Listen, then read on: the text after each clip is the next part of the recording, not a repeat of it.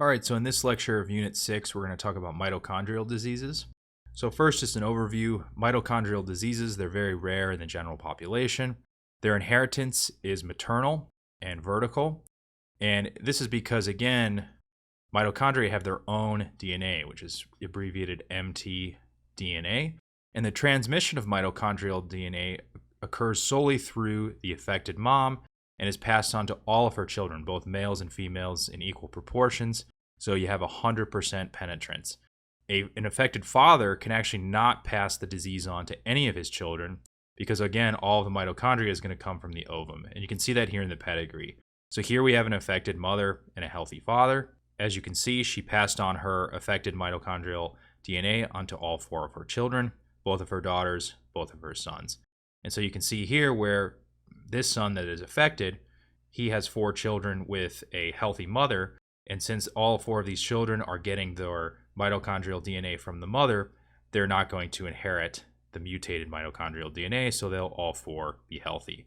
Over here, again, you see where this affected daughter, although she has children with a healthy father, again, since all of these children are inheriting their mitochondrial DNA from their mother, all of them are going to get it.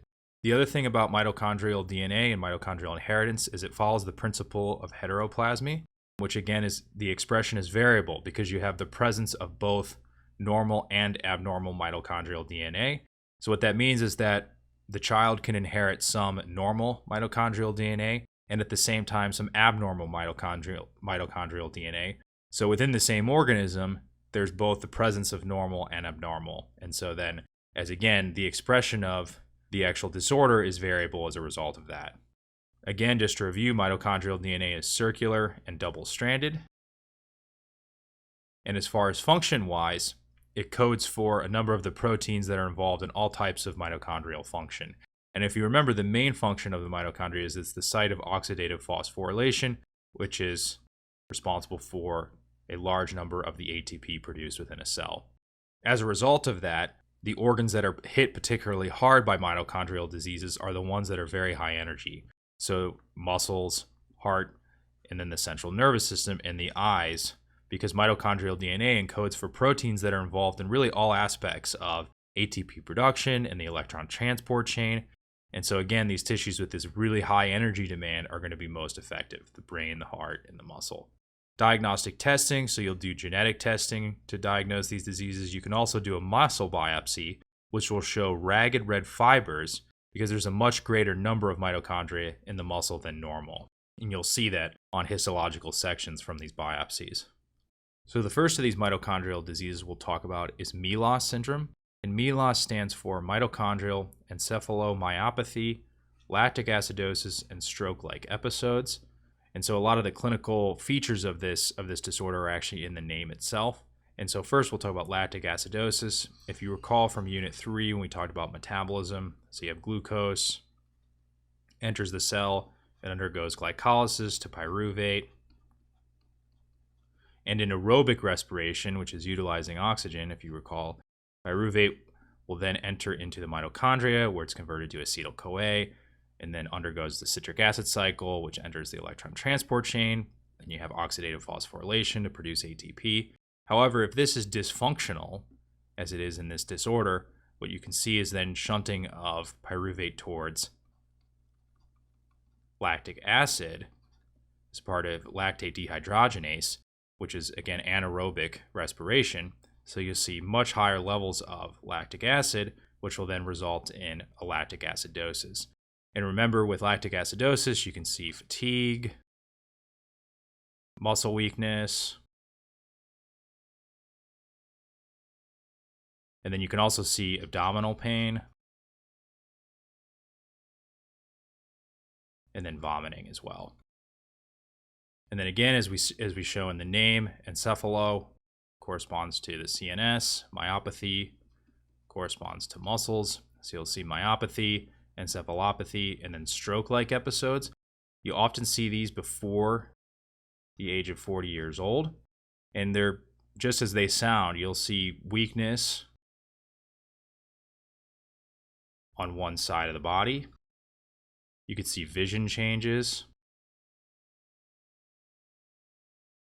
And then you can also see patients develop seizures as well. And oftentimes this actually can be initially misdiagnosed as epilepsy. Unfortunately for these patients, this is not a one-time thing. They'll have multiple stroke-like episodes. And the problem is, as they have multiple stroke-like episodes, this leads to brain damage. And so what you can have is vision problems, and then also problems with memory, even leading to early dementia. And then you can also have muscle weakness as well.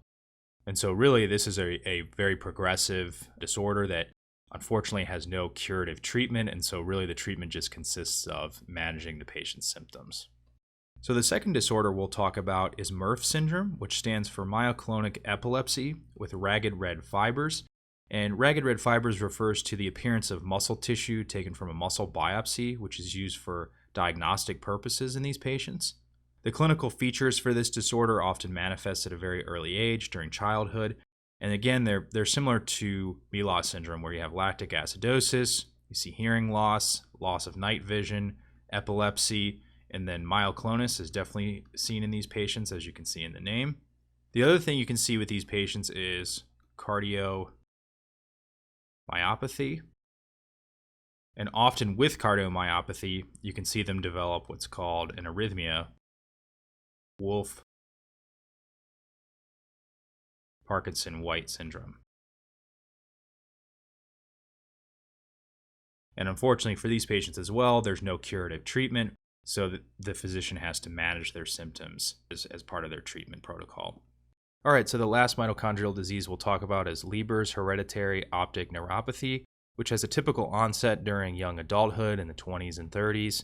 And it's due to a mutation in the mitochondrial DNA that results in defective NADH dehydrogenase complex, which is particularly important for electron transport chain function. And what this disease particularly affects is the retinal ganglion cells and their axons. So it particularly affects the eye.